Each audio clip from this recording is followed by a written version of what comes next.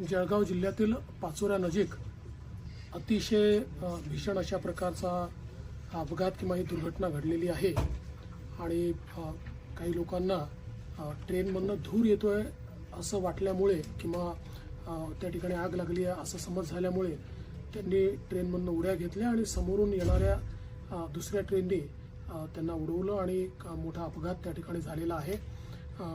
आमचे मंत्री गिरीश महाजनजी अपघाताच्या स्थळी पोहोचलेले आहेत। जे काही लोक मृत आहेत, जवळपास 10-11 लोक मृत असतील असा प्राथमिक अंदाज आहे।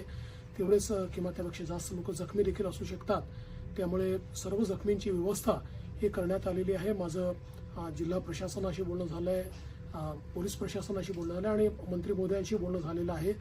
ज्यांना जे त्या ठिकाणी मृत आहेत त्यांच्या कुटुंबाला 5 लाख रुपये मदत ही महाराष्ट्र सरकारच्या वतीनं आम्ही देणार आहोत आणि जे जखमी आहेत त्यांचा संपूर्ण उपचार हा वेगवेगळ्या हॉस्पिटल्समध्ये जिथे जिथे ते आहेत तो सगळा मोफत उपचार त्या ठिकाणी करण्यात येईल आणि त्यांचे जे नातेवाईक आहेत त्या नातेवाईकांच्या फॅसिलिटेशन करता किंवा त्यांना नीट सगळ्या गोष्टी मिळाव्यात अशा करता देखील सर्व प्रकारचे निर्देश देण्यात आलेले आहेत।